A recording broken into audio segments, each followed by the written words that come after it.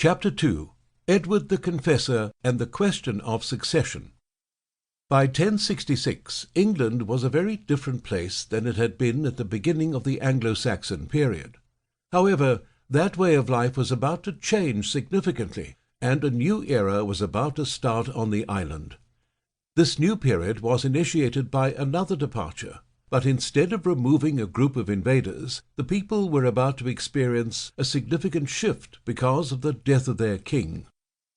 King Edward the Confessor had lived a largely pious life, after a very tumultuous life during his childhood and early adulthood. Given what had happened to him, it might have been expected that he would be more aware of how much trouble the nation could face if the king did not have an heir. Despite everything that he went through, though, Edward never had any children, largely owing to the tense relationship he had with his wife and her family. When he died without any children, his kingdom faced one of the greatest problems it had seen since King Alfred's constant struggles against the Vikings. Unlike the earlier years of the Anglo-Saxon era, the kingdom was much larger, and the king was considerably more powerful than even King Alfred had been. Because of Edward's desire to focus on his spiritual life, England became engulfed in a civil war that changed the direction of the kingdom's future. Edward's life.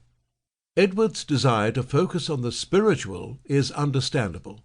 Although he was the son of King Ethelred II and his wife Emma of Normandy, the daughter of Richard I of Normandy, there was no guarantee that he would take the throne after his father's death.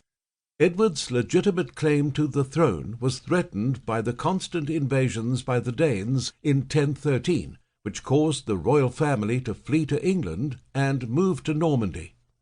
Naturally, their apparent cowardice did not gain them friends among the English, and the English people were forced to face the invaders without their king. The royal family took up residence in Normandy, part of modern-day northern France, where they lived in exile for a year.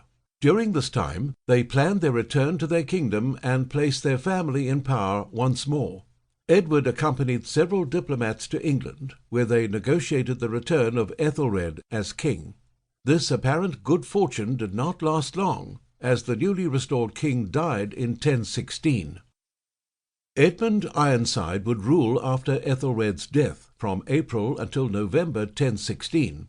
During his incredibly short reign, he managed to put up a strong resistance to the Vikings, led by King Canute.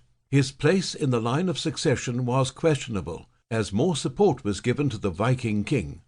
Unfortunately for Edmund Ironside and those of Anglo-Saxon descent, he died soon after taking the throne.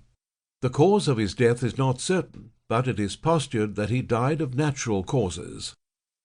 This unfortunate turn of events for the royal family was an opportunity for the Danes, who again returned to invade the island. Without the king and the kind of support they needed, the Queen and Edward returned to a life of exile in Normandy for several decades. However, Queen Emma was not content to remain in exile. With her husband dead, she had a unique opportunity to give the invading Danish a legitimacy that they lacked to claim the throne. She could marry their king, Canute. Together, they had another son and a daughter, who would one day become the Queen of the German territories. Naturally, the desertion of his mother did not sit well with the future king. Edward seemed to retain resentment against his mother for most of his life, although some historians have argued that she did the best she could under the circumstances. The children of King Ethelred continued to live in exile, while their mother lived with her new husband and their growing family in England. Edward did not marry while he was in exile, choosing to spend more time hunting and acting like a nobleman than in looking for a resolution of the problem against his mother and her new family. His life was largely mundane until 1035, which was when his stepfather Canute died. At the time of Canute's death in England, his son with Emma, Arthur Canute, was occupied with conducting a war against Magnus I of Norway. Canute had collected a number of lands during his time as king, including England, Denmark, Norway, and some of Sweden, lands that his son was trying to maintain within a single kingdom, a task that he failed to achieve. To keep listening to this audiobook, I've left you a link in the description so you can do it, at no cost thanks to Audible's 30-day free trial.